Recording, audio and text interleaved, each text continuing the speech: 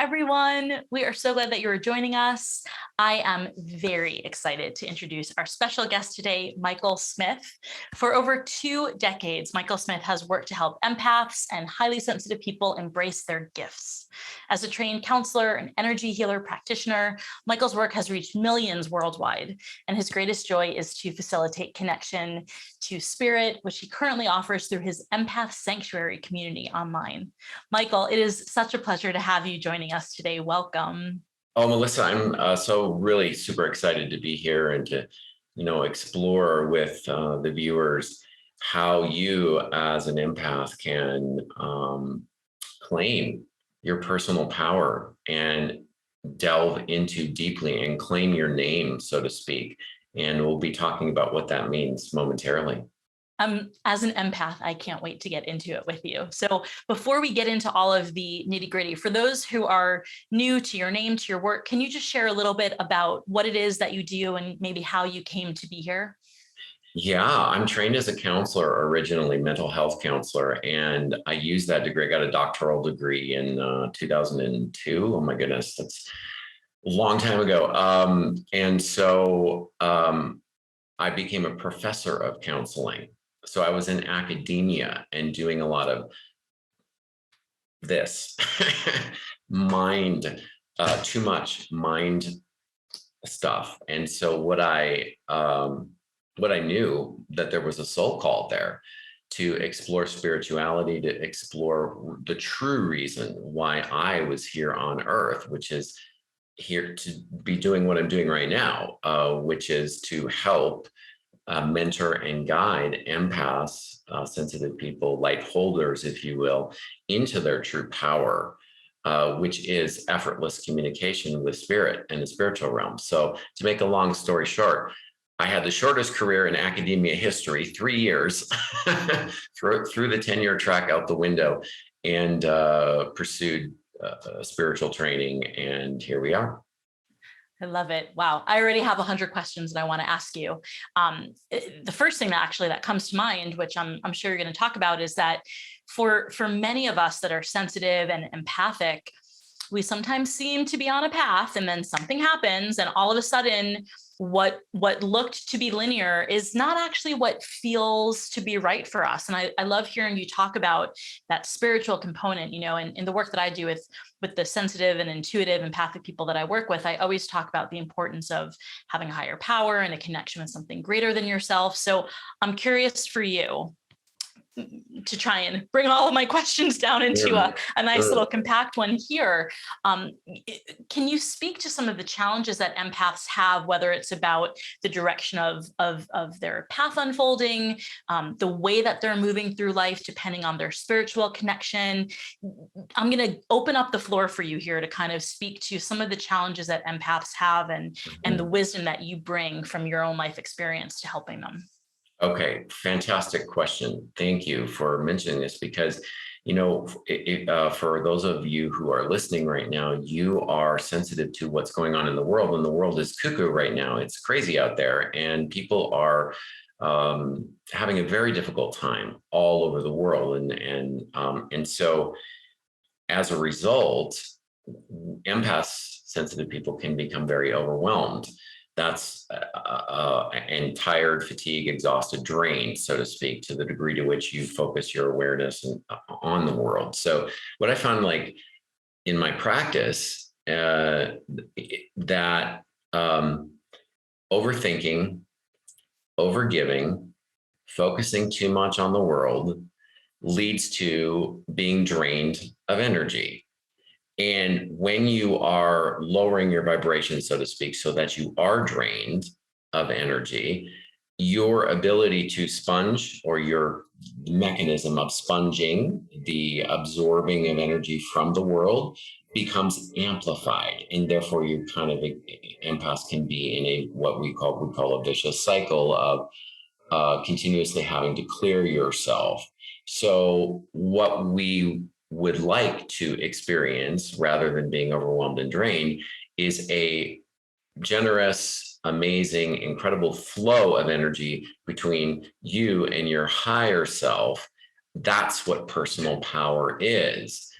And the mind doesn't understand, because of that tendency for some of us to overthink, that there is such a thing as a divine higher self, which is your and our true self. And so that is what all of us are being asked as empaths, as holders of the light. We're here to help. And the only way that we can help is if we stop the overthinking, stop the overgiving, stop the addictions, you name it, right? The thoughts and behaviors that get in our way, so that we can set those aside and actually claim our sovereignty, claim our authentic true nature. That's what we're here to do. I love it. So what you just said makes me think about a conversation I was having last night with somebody who I love dearly, who was saying to me, "Do you think I'm an empath?" And I said, I think, yeah, I think you are. I think that you feel what's going on for other people and you take it in, which for me is sort of a definition of an empath. So I'm curious for you about two things. One is, how do you define an empath? And the second is, what are the upsides of being an empath? So many people that are empaths are like, well, I feel everything going on. And it almost seems like it's just a burden. Like, oh, this just sucks. But can you speak to what an empath is, and what's the upside? What's the beauty? What's the spiritual wisdom that comes with being an empath?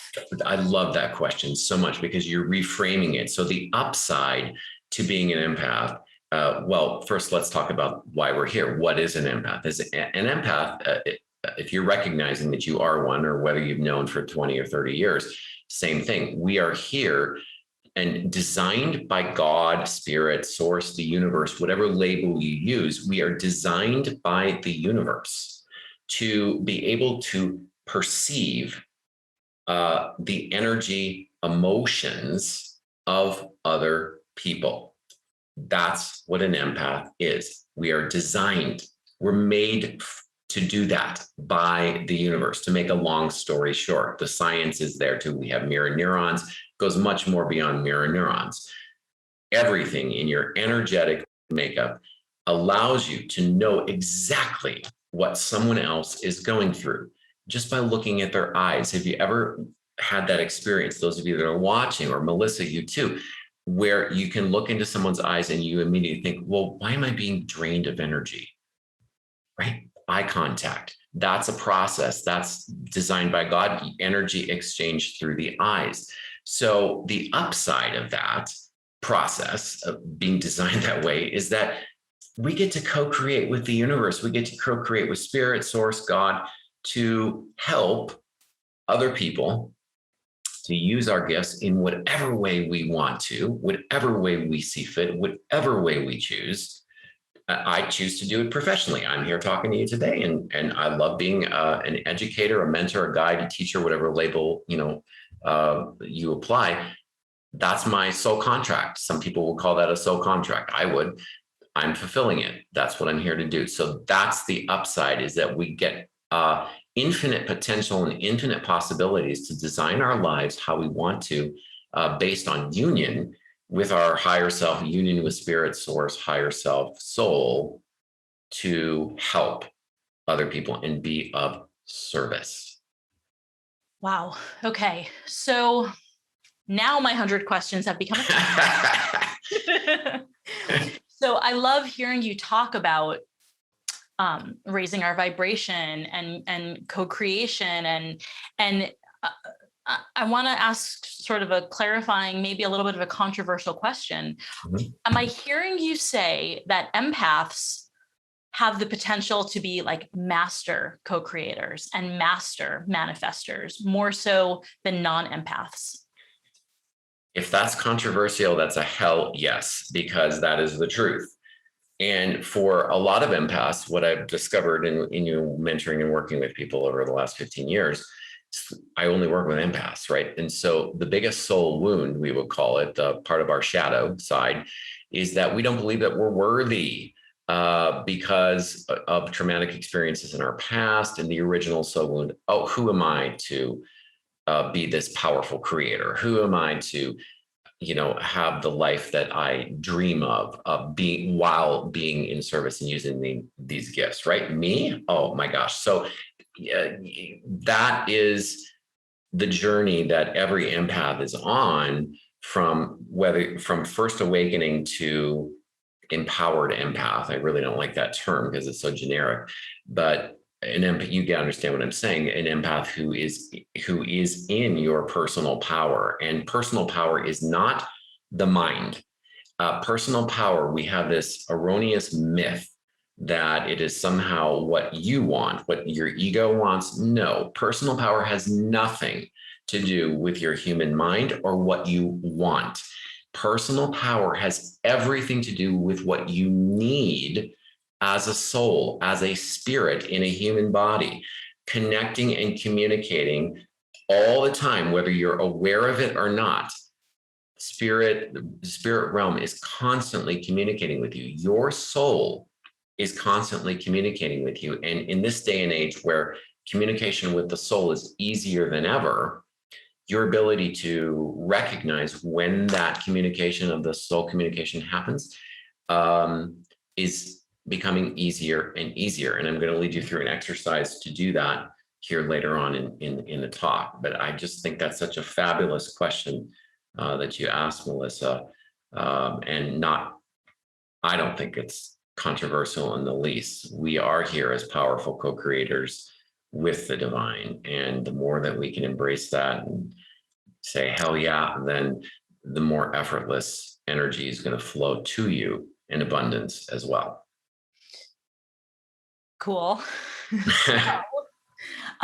So I've heard you mention a couple of times, and I'm hoping this is some grist for the mill here, that it seems like you're differentiating between the mind and sort of this like mental experience and a soul experience. Yes. And like this soul communication, this communication between my now self and my higher self versus my mind and my ego.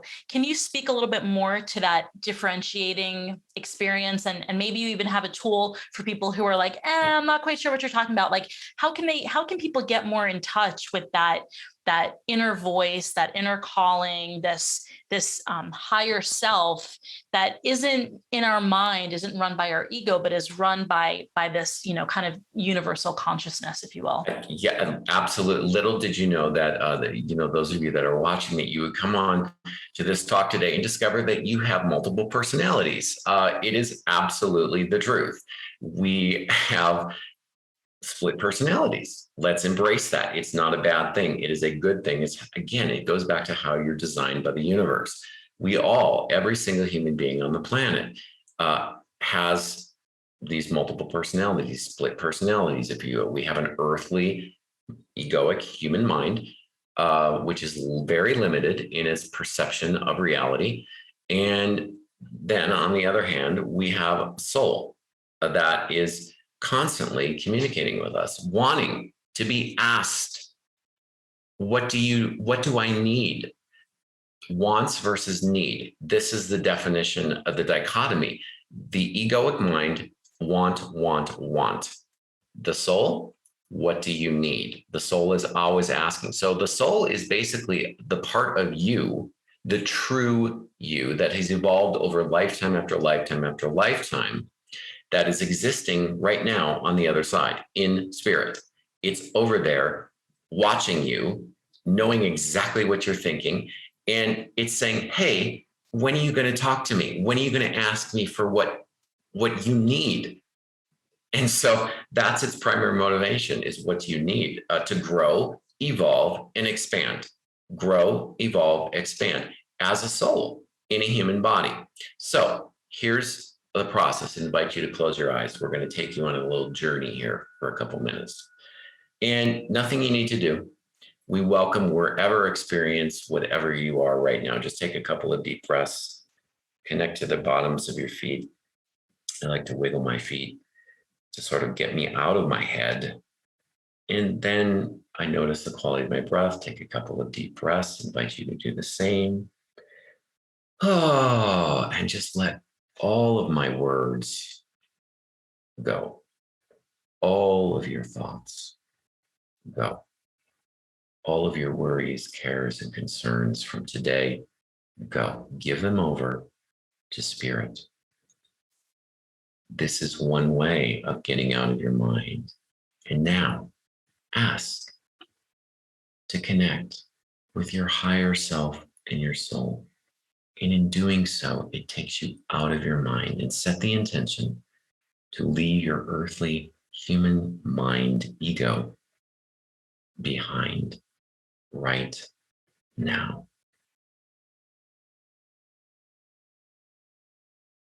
Say hello to your higher self, the real you that has been waiting for this moment to be asked the questions which you will ask in just a moment. Thank you, soul. Thank you, higher self. Thank you, spirit, for being here every time I ask. I love you, and I want to develop a deeper relationship with you.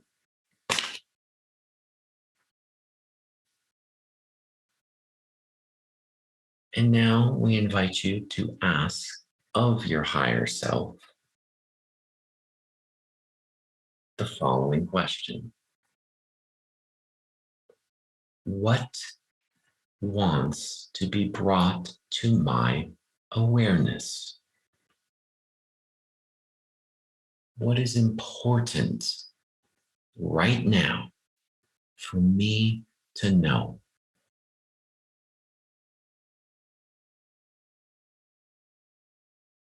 Let that sink in, soak that up.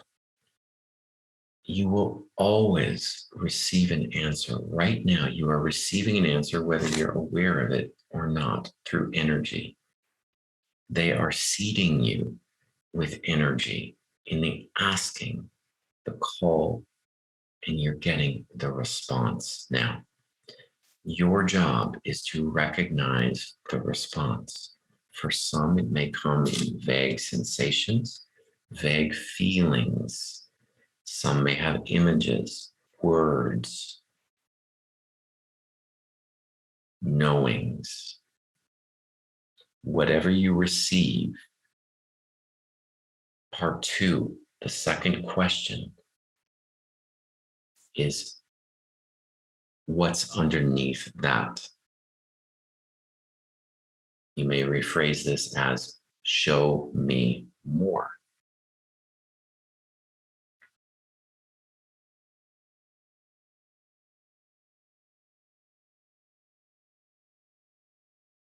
And if you believe, which is a false belief, that you're not receiving anything right now, invite you to just gently set that belief aside and recognize that the answers when you communicate with your soul come in unexpected ways.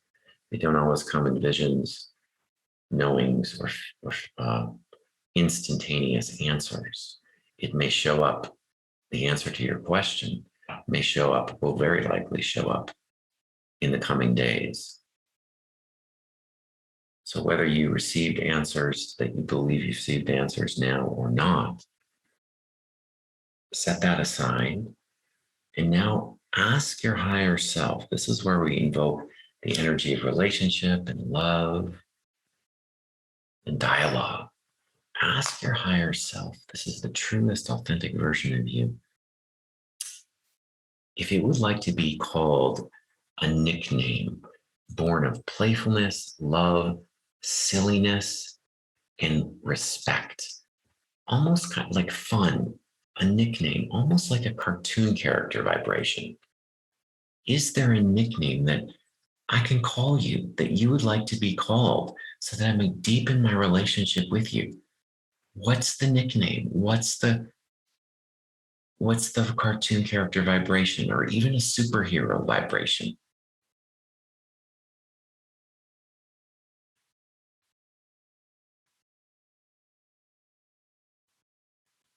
you don't get anything instantly, ask this question outside of this session. And say thank you for whatever answer came through today. Offer your gratitude to your higher self, your soul. Say, I want to talk with you more. I'm sorry for ignoring you. I recognize and embrace that you are here for me, guiding me every moment of my life. And all I have to do is ask from here on out. And when you feel ready, after thanking your higher self, open your eyes and come back to ordinary consciousness.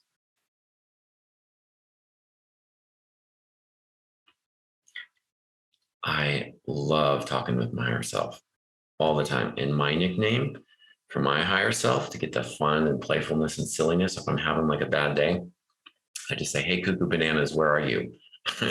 So I'm like, that's my fun, that's my silly, that's my playful. And that is my true authentic self. The true authentic nature of me, Michael, is playful, fun, silly. And that's exactly why we're starting the Empath Sanctuary. Look at me, it's taken almost 50 years. And here I've arrived, launching the biggest program of my entire life at the perfect moment in time, where we're coming together in community to play, have fun, be silly, and grow, evolve, and expand through that. That's personal power. That would be a definition of personal power right there. Because when you are communicating with your higher self, your authentic self, and if you've struggled, or if you feel like your life's been kind of getting off track, and where's the energy? I feel like I'm stuck in the mud. Well, that is a dead giveaway that you are doing too much of this and you're living your life too much in the ego. And that meditation that we just did, that type of exercise and that type of communication, that you forget, oh yeah, my soul wants to communicate with me. That turns on the spigot of love, abundance, joy, ease, grace, flow, all of these energies that's the true you. And so that's the program in the Empath Sanctuary that we're launching now. And I'm excited to welcome you into that community. Love it. Did you say that you call your higher self cuckoo bananas? Cuckoo bananas. He bananas. is crazy. And I love that. See, like crazy is it's a word that has been shamed by the community, and my higher self, I don't know about you, but my higher self loves that word, crazy. It's equivalent, in my view, to fun. Now, based on your past programming, your mind, right? You may react to that word and say, oh, I don't want to be crazy. Well, that's a dead giveaway that you've got a little bit of healing to do around that word. And that's the kind of thing that we do in the sanctuary, is to help you lessen the charge of that word so you can embrace it, or whatever word that triggers you, right? It doesn't have to be crazy. It could be the word God. Oh my gosh, does that word trigger? I don't know you, Melissa, but there's so much religious wounding and spiritual wounding in the empath community that I've noticed. And so that's why I haven't used the word God until now, knowing full well aware that it triggers, because of the religious part. That word itself triggers a lot of empaths. Well, I'm always so interested in looking at words, and I'm an etymology nerd. I love looking at the origin of words, because so often we come to our own understanding of what something means, like the word crazy or the word God. In my work with parents of sensitive children, I often help them redefine the word discipline, because even the word discipline doesn't mean punishment or consequence. Discipline actually comes from the time of Jesus and his disciples, where people where being a disciplinarian is actually walking the walk and being a model of wanted behavior. So to be a disciplinarian is to actually act in the way that you want those who are learning from you to behave. And so for me, I think when we go back to words and we look at why we think about them in the way that we do, but then we go to the origin of what the word actually means, and we reconcile our experience of the word with the intention of the word, there's a lot of opportunity for healing to come from that. Oh my goodness. What you're saying is mastery.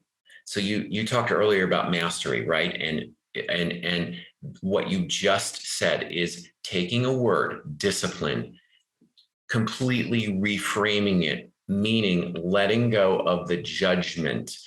That is mastery. When we take language and using language as our most important tool of manifestation, period. There is nothing more important than words and language that we call into our existence through our thoughts and our intentions. Super, super powerful. That alone is mastery. Thank you for mentioning that for all of us.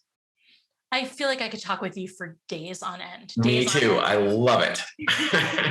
So before we keep going on this thread, I wanted to share something as you were leading us through that guided experience, which was that so often it seems to me that when we talk about our higher selves or about meditation, it's serious. It's like serious business. Mm-hmm. And what I picked up from you is this playfulness. You use the word crazy, but what it felt to me like was, I want to get this right, and especially as we're talking about the significance of language, it was like mature innocence, or sophisticated childlikeness, like this adult wisdom, but with childlike whimsy and playfulness. It's this blend of those two.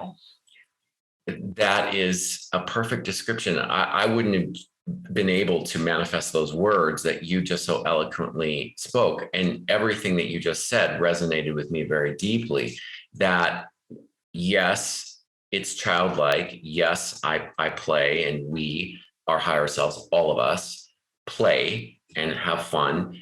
And such a perfect description. It's mature. And my word for that part of me is elder.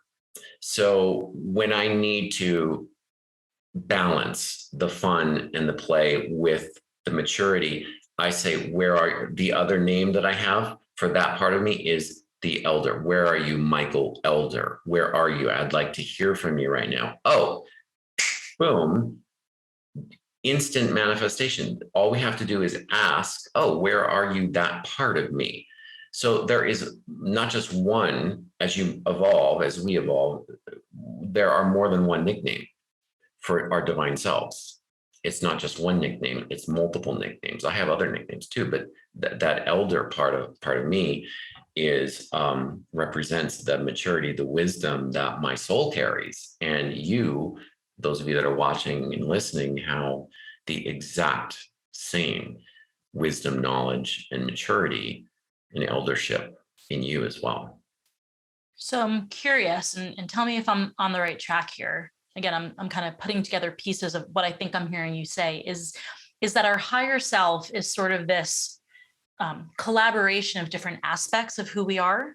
And so there's maybe this wise elder self, and there's this more playful younger self, and this sort of adolescent self, which in my own human experience kind of teetered between the two of them, right? Looking for that confidence and purpose and acceptability, kind of being allowed to be who I am and accepted into, the bigger society. When you talk about our higher selves, even in that guided experience, I heard you say we. Are you speaking to these different aspects of who we are as a conglomerate that make up our higher self? Yes. Again, an amazing question. Yes, conglomerate. What an interesting word. That, again, little do we know that as we evolve, grow, and expand and move and up-level our consciousness, so to speak, into the truth of who we really are, is that we are a conglomerate. We are not just you are not just, Melissa. I'm not just Michael, whatever that represents to your mind based on your life experience. You're so much more than that. We are so much more than our life experiences in this lifetime, whatever they may be. We are much more than that. So I love that word and the energy of conglomerate. I'm going to have to start using that because it represents the Lakota, for instance. I've done a lot of work with the indigenous the tribes and indigenous healing wisdom over the last 20 years. And there's a phrase in the Lakota that I've worked with, mitakuyasin, meaning all my relations. So it's like the Christian, it's the Christian version of an amen. Basically, you utter it after every prayer, affirming that, oh, I'm related to everything in the universe. This fake plant that I have on my desk, my brother, right there. So this is the conglomerate. This is you, and this is me. As hard as it is for your mind to believe, there's no difference. So all my relations, meaning, yeah, we're all one, every single one of us. And so those of you that are watching right now, you are pinging, I call it pinging off of me. You're pinging off Melissa. I'm pinging off you, even though I can't, I can't see you. I'm aware of your presence in the other realms. And so, yeah, we're all one. Love that. Thank you. Let's talk about the word God for a minute, because I want to share with you my understanding and experience, and then hear what you think about that, because I think we might be on the same page here. When we talk about the word God, for me, God is the all-encompassing everythingness of all that exists in every potential realm. And so when you say that you and that fake plant are brothers, and I'm laughing about the fake plants in my office because I have a very hard time keeping alive plants alive. So I surround myself with fake ones, which are as beautiful to me as the real ones, because I don't have to worry that I'm going to kill them. So I resonate with that all that exists, all that is a piece of the whole, and I am a piece of the whole, and the whole is me, and there's no differentiation between that. So for me, the best definition of God is like the container for all that is and ever will be and ever has been. The container for all that is and ever will be. Wow, what a beautiful metaphor. When I hear that and feel that, in the word, in the energy of the container, I can feel a reverence, a love, and a respect energy in that word as you use it, as you wield that word. And I also feel that in that metaphor of a container, we have unconditional love for everything that exists in the container, including the crazy, fucked up, if you will, human experiences, war, prostitution, shadow, rape, whatever those very natural shadow human experiences. This may be controversial. I would suggest that all of those things are the primary reason we incarnated in a human body to begin with. We did not come here for love and light. We got love and light on the other side when we were out of body. We came into a body to experience the container in body.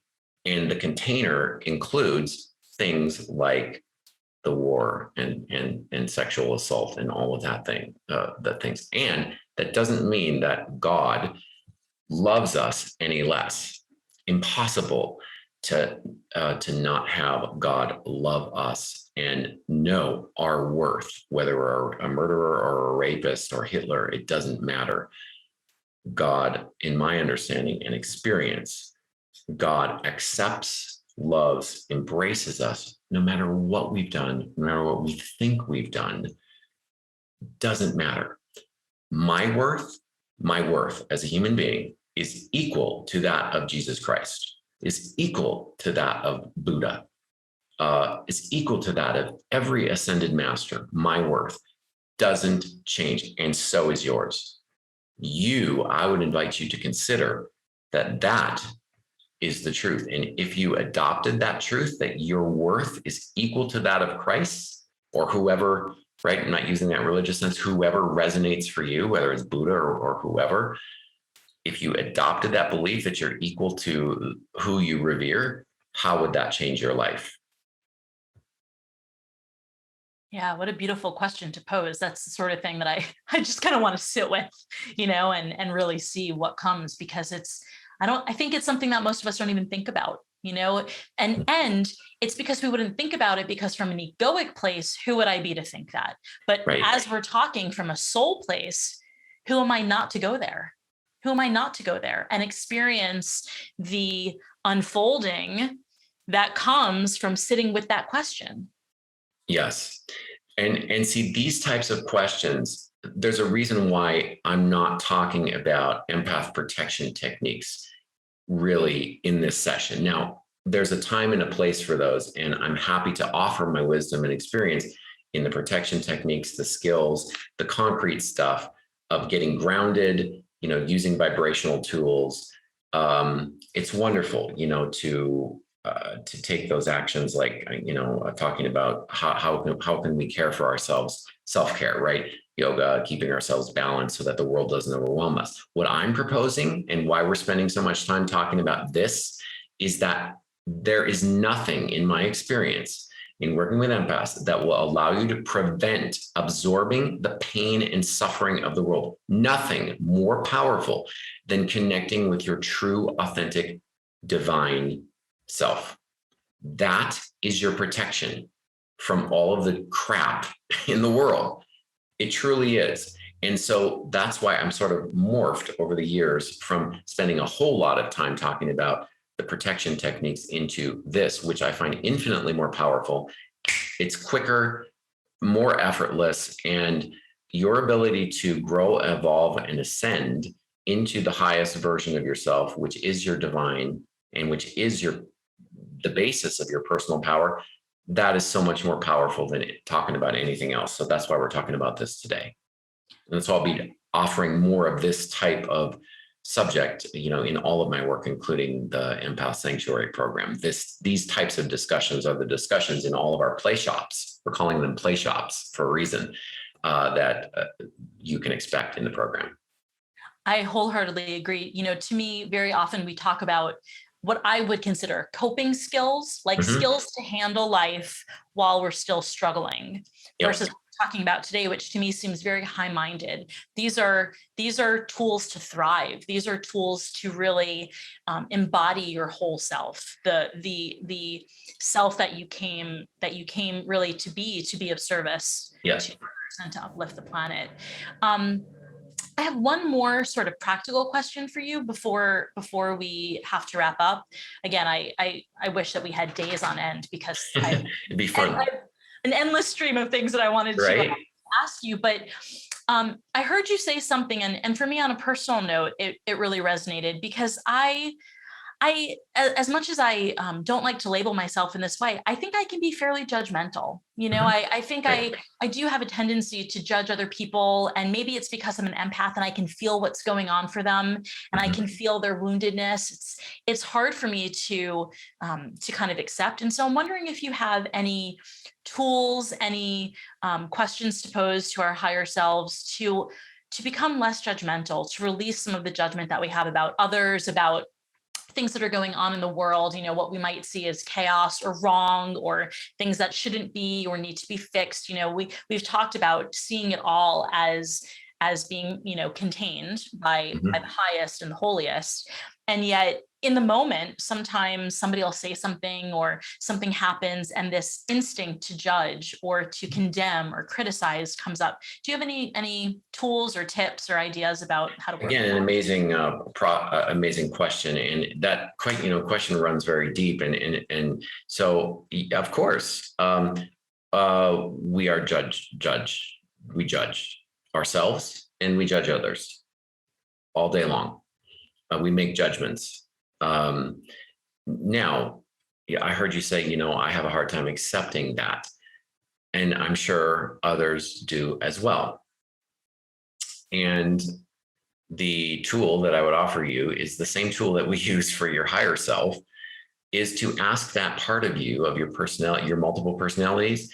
It's not just love and light, right? We have a shadow side. We have a judge inside of us. So what's the nickname for that? And look, it diffuses the energy of the judger. So my nickname is Boss. for the part of me that likes to be in control and judges everyone and everything. Well, I don't do that. But when judge or when boss rears his head, he believes he knows right, and his opinion is the correct opinion about everyone and everything.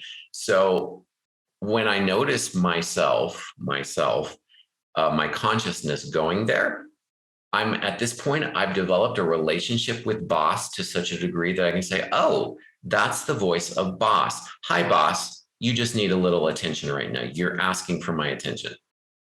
So for me, then immediately when what that does is it brings me into my cuckoo bananas, because I laugh at it. Like, how silly is it that boss thinks he knows everything, and thinks his opinion is the one that should be. And trust me, when I don't do a lot of social media lately, but when I do, and I have to sometimes restrain myself, and I know you've had the same experience, those of you who are watching, Melissa, perhaps you as well, like from commenting on someone's post, oh, they're so uneducated, that's the voice of boss. And when I catch myself there, like, oh, that's boss. Moving on. No need to comment on anything. It diffuses the energy. So what a great question. Thank you for asking. Yeah, fabulous tip. And I'm over here giggling because I just have to share this with you on a personal note. When I was little and people asked me what I wanted to be when I grew up, I would say the boss. So my boss has been very active for a very long time, which sort of also lets me be more forgiving with myself. Like, this has been an active part of my experience. And so it would make sense that it's something that I'm really working on to soften, to become aware of, to become, to integrate, so that it's a loving component and not something that I'm trying to sort of push aside and silence. Yes. Too often, I hear a lot of empaths that I work with say, oh, if I could just shut down my ego, or if I could just get rid of my ego. No, rather than pushing away, this is the worst thing you can do is, I don't want to talk to you. I don't want to love you. I don't want to accept you. No, I'm rocking you like a little baby because I love you. This is the energy of God. Does this for us all day long, 24/7, without us knowing it. So when you can do this and sort of reparent that part of yourself, you're connecting with your higher self to do that. And it's amazingly powerful. Yes, thank you. Unfortunately, I think we've sort of run the clock out here. And so before we have to say goodbye, I'm hoping that you can share a little bit. I know you mentioned that you've got my interpretation is sort of like a spiritual community for people. I think that you might have a new program that you're launching soon. Can you share a little bit about how people can work with you and stay supported by you and your wisdom if they feel inspired?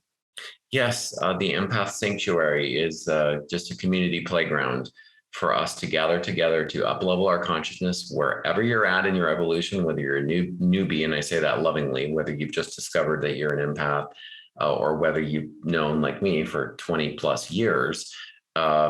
This is a place where we will gather to up-level our consciousness, up-level your energy in a way that's designed to help you grow and evolve and expand into the truest, most authentic version of who you really are, which is what we've been talking about today. And so, yes, the Empath Sanctuary program is available, and I'm excited to welcome you into that community. And in this day and age, with the craziness going on in the world, the days of the lone wolf empath are over. We've had a tendency, many of us, I know even myself, to isolate and to hide away in our homes, in our safe places. And that's wonderful, right? And to truly thrive and to grow into the next version and the best version of ourselves, we must come together in community with amazing, magicians and oracles and witches and warlocks, that we're alchemists. And that's what we do in the sanctuary. And so welcome you in to explore with us and play with us and grow. Fabulous. And you can learn about that at empathconnection.com. empathconnection.com. Connection for a reason. We're connecting you today and always with each other and with your higher self. Two really important things, and they're intimately linked. That was one of my takeaways from our conversation today, is this idea of connection, of integrating all that is in a playful way, which is such a, it's like a relief to think about it, that this doesn't have to be such serious business, that it can be playful and joyful. This idea of healing and integrating all these different aspects of myself, and forgiving the parts of myself that maybe have voiced opinions that weren't as loving as they could be, that all of it is okay, and that it can all be held with play, with joy. It doesn't have to be serious. That's exactly it. And that's the journey that all of us are on. And so thank you for allowing us to talk about this today and amplifying that energy for all of us, so that we can have more fun and joy in our lives. Thank you. So I just want to say, what a wonderful session, Michael. Thank you, Michael. Thank you, Cuckoo Bananas. And thanks to all of you for listening today. Bye for now.